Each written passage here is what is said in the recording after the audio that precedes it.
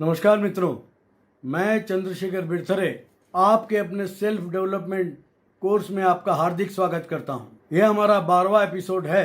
हमारे 11वें एपिसोड में हमने चर्चा की थी कि सिर्फ आज के लिए कैसे जिएं और कैसे आज के लिए योजनाबद्ध तरीके से काम करके हम आसानी से अपना जीवन प्रसन्नतापूर्वक गुजार सकें। आज हम सुख और शांति से जीवन जीने के मानसिक सिद्धांत के दूसरे सत्र में बदला लेना एक महंगा सौदा है, इस विषय पर चर्चा करेंगे। आइए मैं एक उदाहरण के साथ आपको समझाना चाहता हूँ। बहुत पहले एक रात एक लेखक पार्क में बैठा हुआ था। वो वहाँ से गुजर रहा था। उसने देखा कि बहुत सारे पर्यटक वहाँ अलग अलग बेंचों पे बैठे हैं। वो एक ऐसे जानवर का इंतजार कर रहे थे जो बहुत खतरनाक होता है। वो था सफ़ेद भालू। उसी समय उस पार्क के रेंजर वो भी वहाँ आए और उन्होंने लोगों को बताया कि सफ़ेद भालू बहुत ही खतरनाक जानवर होता है। उसके एक वार से वो भैंस और कोडिया को छोड़कर किसी भी जानवर को एक वार से समाप्त कर सकता है, बीच में से काट के 2 टुकड़े कर सकता है।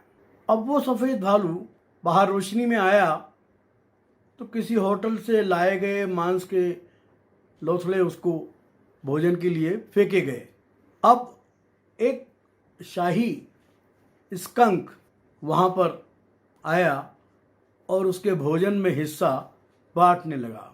अब सफ़ेद भालू, जिसके बारे में अभी हमने चर्चा की कि बहुत खतरनाक और बहुत चालाक जानवर होता है, वो चाहे तो शाही को एक पंजे से ही मार सकता है, लेकिन उसने शाही को अपने खाने में हाथ बटाने दिया। कहने का तात्पर्य ये कि उसने भी छोटे से शाही से किसी प्रकार का बुरा बर्ताव करने का नहीं सोचा, क्योंकि वो जानता था कि उससे अगर वो शाही को मार भी डालेगा तो कोई फ़ायदा उसका नहीं होने वाला है। लेखक का यही मानना था। लेखक ने भी 4 पैर वाले स्कंक और 2 पैर वाले स्कंक से कई बार सामना हुआ, क्योंकि वो भी उसी जंगल, उसी क्षेत्र का रहने वाला था। लेकिन उसको मालूम था कि शाही जो एकदम से कांटे बाहर निकाल लेता है शरीर के, उससे भिड़ने से या उसका सामना करते समय उसको छेड़ने से कोई फ़ायदा होने वाला नहीं है। तो ये जो बात है, दोनों प्रकार की जो प्रजातियाँ होती है, शाही 4 पैर वाली, शाही 2 पैर वाली, उनसे उलझने का कोई फ़ायदा नहीं होता। जब हम अपने दुश्मनों से नफरत करते हैं तो हम उन्हें अपने ऊपर हावी होने की ताकत प्रदान करते हैं। हमारी नींद पर, हमारी भूख पर, हमारे ब्लड प्रेशर पर और हमारी सेहत पर और अंतिम रूप में हमारे सुख पर। अगर हमारे दुश्मनों को पता चल जाए कि उनके कारण हम कितने चिंतित हैं, परेशान हैं, दुखी हैं, तो वो निश्चय ही खुशी के मारे नाचेंगे। हमारी नफ़रत से उनको कोई नुकसान नहीं हो रहा है, परंतु हमारी नफ़रत हमारे दिन रात को नर्क बना रही है। एक और पते की बात आपको बताना चाहता हूँ। स्वार्थी लोगों से आप कभी भी उनको समझाने की कोशिश नहीं करें। स्वार्थी लोग जिन्होंने आपको नुकसान पहुँचाया है, आपसे लाभ कमाया है, आप साधारण तरीके से उनका नाम अपनी लिस्ट से काट दें। उनसे बदला लेने की कोई कोशिश नहीं करें, क्योंकि अगर हम बदला लेने की कोशिश करेंगे तो दूसरे व्यक्ति को जितना नुकसान नहीं पहुंचेगा, उससे ज़्यादा नुकसान हम अपने आप को पहुंचाएंगे। बदला लेने की कोशिश में कई प्रकार से नुकसान होता है। हमारी सेहत खराब हो जाती है, हम बीमार पड़ सकते हैं, हमारा ब्लड प्रेशर हाई हो जाता है। जो ब्लड प्रेशर से पीड़ित लोग होते हैं, उनके बारे में अक्सर देखा गया है कि वे द्वेष भावना से पीड़ित होते हैं। उनके अंदर द्वेष की भावना, ईर्ष्या की भावना ज़्यादा होती है। और ऐसे लोग ब्लड प्रेशर से जो पीड़ित हैं, अगर वो ईर्ष्या की भावना रखते हैं और दूसरे से बदला लेने की चाह रखते हैं, तो उनको आगे जाके हृदय रोग भी हो सकता है। इसलिए हमें अपने दुश्मनों को माफ़ कर देना चाहिए। यही बात ईसा मसीह ने कही थी, अपने दुश्मनों से प्रेम करो।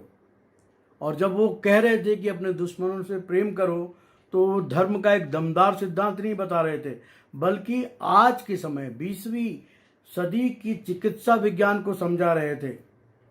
उन्होंने क्या कहा था कि दुश्मनों को 70 गुना 70 बार माफ करो। वे आपको मुझे बता रहे हमें बता रहे थे कि हाई ब्लड प्रेशर है, हार्ट अटैक, पेप्टिक अल्सर, इनसे और दूसरी बीमारियों से कैसे बचा जाए। हमारे धार्मिक ग्रंथ में भी एक कथा आती कृष्ण और शिशुपाल की। कृष्ण भगवान ने शिशुपाल की 99 गालियों को माफ़ किया और 100वीं गाली पर उसका वध किया। तो ये अगर हम कोई भी व्यक्ति जो हमसे दुश्मनी रखता है उसको माफ़ कर देंगे तो हम हमारी मानसिक स्थिति को सही करेंगे, ठीक करेंगे। मेरा एक दोस्त है, उसे पिछले दिनों दिल का दौरा पड़ा, तो उसको गहन चिकित्सा इकाई जमा किया गया। इमरजेंसी उसको कहते हैं ना कि इमरजेंसी वार्ड में भर्ती किया गया, गहन चिकित्सा इकाई में। और डॉक्टर ने उसे सख्त हिदायत दी कि अगर आप गुस्सा करेंगे तो आपका दिल चूँकि कमज़ोर है, आपको मृत्यु भी हो सकती है आपकी। ये हिदायत उन्होंने दे दी। तो भैया ये एक बहुत समझदारी की बात है कि गुस्सा करने से दिल का दौरा पड़ने की संभावनाएं बढ़ जाती हैं। एक वाकया ऐसा ही हुआ था। एक रेस्टोरेंट के मालिक को जब पता चला कि उसके यहाँ काम करने वाले वेटर ने उसकी प्याली और उसकी उसके कब्बशी में चाय पी ली है, वो इतना नाराज़ हुआ, उसने एकदम से फैसला लिया कि इस व्यक्ति को मैं मार डालूंगा जो मेरे यहाँ काम करता है। इसकी हिम्मत कैसे हुई मेरे कप और प्याली में चाय पीने की। उसने रिवॉल्वर निकाला और उसके पीछे दौड़ने लगा। वो जैसे ही दौड़ रहा था उसी समय उसको गुस्से के कारण दिल का दौरा पड़ा और वो वहीं ज़मीन पर गिरकर उसकी मृत्यु हो गई। तो हमेशा आप ध्यान रखें, कोई भी ऐसा काम नहीं करें जिससे आपकी भोजन का स्वाद कसेला हो जाए। जो बदला लेने की कोशिश करते हैं उनको भोजन में भी आनंद नहीं आता, उनका भोजन का स्वाद कसेला हो जाता है। आप सूखी सब्जी, सूखी रोटियां खाएं बजाय इसके कि किसी के प्रति दुर्भावना और देश के भाव रखकर अपने भोजन को विषमय न बनाएं। अगर आपके दुश्मनों को पता लग जाए कि आप उनसे कितनी नफरत करते हैं तो वे इस बात का बहुत आनंद मनाएंगे और आप अपने आप को ईर्ष्या और नफरत की भट्टी में जलाएंगे और जिससे आपके जलने की भी संभावना है। दुश्मन का तो कुछ नहीं होगा। तो इस बात को हमेशा ध्यान रखें। एक बार एक वकील साहब का किस्सा है। दूसरे विश्व युद्ध के समय वो स्वीडन चले गए अमेरिका से और उनका नाम था जॉर्ज राना। अब वहाँ स्वीडन पहुँच गए तो वहाँ उनकी कोई वकालत भी नहीं चलती थी, उनको पैसे की बहुत ज़रूरत थी, पर उन्हें स्वीडिश भाषा का ज्ञान था। तो उन्हें ऐसा लगा कि स्वीडन में रहने वाले व्यापारी जो आयात निर्यात का काम करते हैं, अगर उनको किसी पत्र व्यवहार वाले व्यक्ति की ज़रूरत है तो निश्चय ही वे पत्र व्यवहार वाले व्यक्ति के पास जाकर और उनका काम, करस्पॉन्डेंस का काम, पत्र व्यवहार का काम कर देंगे और उसके बदले में जो भी उन्हें धनराशि मिलेगी तो उससे अपना काम चलाएंगे। तो उन्होंने कई व्यापारियों को पत्र लिखे। उसमें से एक व्यापारी ने उनके पत्र का जवाब दिया और जॉर्ज राना को कहा कि आप निहायत ही ऐसे व्यक्ति जिनको स्वीडिश भाषा का कोई ज्ञान नहीं है, आपके पत्र में पता नहीं कितने प्रकार की गलतियां हैं और अगर मुझे पत्र व्यवहार के लिए आदमी रखना भी पड़ा तो मैं आपको तो कतई न रखूँगा। अब जब ये पत्र जॉर्ज राना को मिला वो गुस्से से पागल हो गए। उसने बोला ये आदमी कौन होता है मुझे बताने वाला कि मुझे स्वीडिश भाषा का ज्ञान नहीं है। वो पागल हो गए गुस्से से और उससे गुस्से में उन्होंने एक पत्र उस व्यापारी को लिखना चाहा। फिर उनके दिमाग में एक विचार आया कि हो सकता है व्यापारी सही कह रहा क्योंकि स्वीडिश उनकी मातृभाषा नहीं है और हो सकता है उन्होंने कई गलतियां की हों। तो उन्होंने उस व्यापारी को एक बहुत प्यारा सा पत्र लिखा कि आदरणीय महोदय, मैं आपका पत्र पाकर मुझे बहुत दुख हुआ और मुझे पता लगा कि मैं गलत स्वीडिश भाषा का लिखता हूँ, मुझे स्वीडिश भाषा का ज्ञान नहीं है और मैं अभी स्वीडिश भाषा का ज्ञान प्राप्त करने की कोशिश करूँगा और उसे अच्छी तरह सीखने का प्रयास करूँगा। और आपको बहुत बहुत मैं साधुवाद देता हूँ, आपने स्पष्ट रूप से ये बात मुझे मेरी गलती की ओर इंगित किया, धन्यवाद बहुत बहुत। जब उस व्यापारी को ये पत्र मिला तो जॉर्ज राणा को उसने मिलने के लिए बुलाया और उसने कहा, आप मेरे यहाँ नौकरी कर सकते हैं, मैं आपको नौकरी देना चाहता हूँ। तो अगर वो गुस्से से भरे हुए पत्र लिख देते तो क्या होता? तो हमें हमेशा अपनी गलतियों के लिए क्षमा मांगने के लिए तैयार रहना चाहिए और हमें अपने दुश्मनों से प्रेम करना चाहिए। किस लिए? कि हमारी सेहत अच्छी रहे, हमारे सुख के लिए कम से कम उन्हें माफ़ करना चाहिए, उन्हें भूल जाना चाहिए। अमेरिका के एक जनरल थे जिनका नाम था जनरल आइजनहावर। वो कहते थे कि मैं जिन्हें पसंद नहीं करता उनके लिए मैं अपने अमूल्य जीवन का एक पल भी बर्बाद करना नहीं चाहता, एक मिनट भी बर्बाद करना नहीं चाहता। एक पुरानी कहावत है कि जो आदमी कभी गुस्सा नहीं हो सकता वह मूर्ख है और जो आदमी कभी गुस्सा नहीं होता वह समझदार है। एक अमेरिका के न्यूयॉर्क के एक मेयर थे, उनका नाम था विलियम जेम्स जे गैनर। उनको लोग उनकी बहुत भर्त्सना करते थे, बहुत कटु आलोचना करते थे और एक बार ऐसी स्थिति बनी कि एक पागल व्यक्ति ने उन्हें गोली मार दी और उन्हें अस्पताल में भर्ती किया गया। वो जीवन मृत्यु के लिए संघर्ष कर रहे थे, पर उन्होंने क्या कहा कि मैं हर रात हर चीज़ और हर आदमी को माफ़ कर देता हूँ। जर्मन के एक दार्शनिक थे शोपेनहावर, उनका क्या मानना था कि अगर संभव हो तो किसी के प्रति शत्रुता न पाली जाए। बर्नार्ड बरूच से जो अमेरिका के 6 राष्ट्रपतियों के विश्वस्त सलाहकार थे, उनका मानना था कि कोई आदमी उन्हें अपमानित या विचलित नहीं कर सकता, किसी को इजाज़त नहीं देंगे। आपको या मुझे कोई भी अपमानित या विचलित नहीं कर सकता जब तक कि हम उसे ऐसा करने की इजाज़त न दें। हड्डियां और पत्थर, आप मेरी हड्डियां और पत्थर तोड़ सकते हैं, शब्द मुझे कभी चोट नहीं पहुंचा सकते। दूसरे विश्व युद्ध के दौरान एडिथ केबल नाम की एक ब्रिटिश नर्स, जिसे 12 अक्टूबर 1915 को जर्मन फायरिंग स्क्वाड ने एक संत की तरह मारा और गोलियों की बौछार उस पर कर दी। उसका क्या अपराध था? उसका यह अपराध था कि उसने अपने बेल्जियम के घर में घायल फ्रांसीसी और अंग्रेज सैनिकों को छुपाया, उनका इलाज किया, उन्हें भोजन दिया और उनको वहाँ से निकल भागने का मदद की। उसे गिरफ्तार करते समय पूछा गया कि तुमने ऐसा क्यों किया? तो उसने क्या कहा? उसने ये कहा कि मुझे एहसास है कि देशभक्ति पर्याप्त नहीं है, मुझे किसी के प्रति नफरत या कटुता नहीं रखना चाहिए।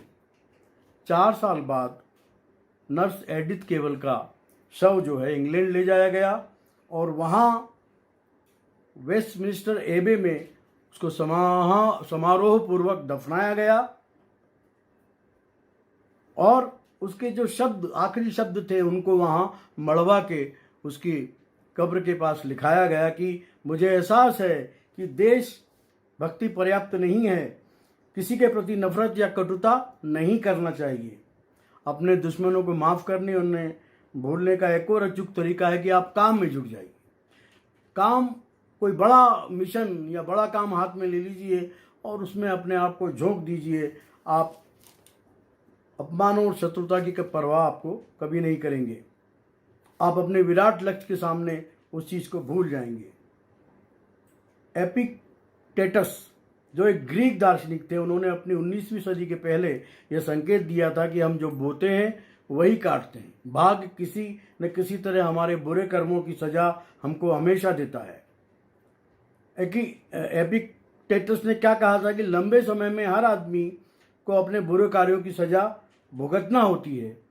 जो आदमी यह याद रखेगा वह किसी को नाराज नहीं करेगा, किसी से चिढ़ेगा नहीं, किसी की निंदा नहीं करेगा, किसी को दोष नहीं देगा और किसी को चोट नहीं पहुंचाएगा, किसी से नफरत नहीं करेगा। अमेरिका के पूर्व राष्ट्रपति अब्राहम लिंकन ने अपने जो मंत्रिमंडल है उसमें बहुत से लोगों को भर्ती किया और अपने अधीनस्थ व्हाइट हाउस में बहुत से लोगों को रखा, लेकिन उनकी बहुत आलोचना होती थी। वही लोग जिनको उन्होंने रखा था वे उनकी बहुत आलोचना करते थे, हैं। फिर वो उनको सबको माफ़ करते थे और उनका ये मानना था कि हम सभी स्थितियों और परिस्थितियों, माहौल, शिक्षा, सीखी हुई आदतों, आनुवंशिकता के शिशु हैं जो मनुष्य को उसी रूप में ढालती है जैसे वे होते हैं और हमेशा रहेंगे। शायद लिंकन सही थे। हमें हमेशा दूसरों के साथ वह व्यवहार नहीं करना चाहिए जो हम अपने साथ नहीं चाहते। ईश्वर से हमें सदैव प्रार्थना करना चाहिए कि हे ईश्वर, मुझे किसी आदमी का निर्णय करने में उसकी आलोचना से करने से दूर रखना, जब तक कि मैं उसके जूतों में एक सप्ताह तक न चल सकूं। हमको क्या मालूम कि किस आदमी की क्या परिस्थिति है, क्या परिस्थिति बस उसने ये किया है काम है। हर आदमी की अपनी मजबूरी होती है और ऐसे व्यक्तियों से शत्रुता करने के बजाय उन पर दया आना चाहिए। हमको ऐसे व्यक्तियों पर दया करना चाहिए। We should feel pity on them. हमें कोशिश करें कि हम शत्रुओं से प्रेम करें, उन्हें शाप नहीं दें, उन्हें आशीर्वाद दें। जो भी तुमसे हम नफरत करते हैं हमसे, उनकी भलाई करें और जो तुम्हारा शोषण और अपमान करते हैं उनके लिए प्रार्थना करें। तो अगर आप सुख और शांति का मानसिक रवैया विकसित करना चाहते हैं और तो सुख और शांति का जो दूसरा सिद्धांत है, दूसरा नियम है कि याद रखें, दुश्मनों से बदला लेने की कोशिश ना करें, क्योंकि ऐसा करते समय हम उन्हें जितना नुकसान नहीं पहुंचाते उससे ज़्यादा नुकसान हम खुद को पहुंचाते हैं। इसकी जगह हम यह करें जो जनरल आइजनहॉवर कहते थे कि जिनको हम पसंद नहीं करते उनके बारे में सोचने में 1 मिनट भी बर्बाद न करें। चलिए, बहुत बहुत धन्यवाद, आपने मेरी बातों को ध्यानपूर्वक सुना। अब हम हमारे व्यक्तित्व विकास कोर्स के अगले एपिसोड में बात करेंगे, जिसका विषय यह रहेगा कि अगर आप यह करेंगे तो आपको कृतज्ञता की इतनी चिंता कभी नहीं सताएगी। तो मित्रों, तब तक के लिए विदा, नमस्कार। अगर आपने मेरी चैनल को, चंद्रशेखर बिरथरे चैनल को सब्सक्राइब नहीं किया है तो कृपया सब्सक्राइब करें और उसे लाइक करें। अभी तक अगर आपने लाइक नहीं किया है, बहुत बहुत धन्यवाद, नमस्कार।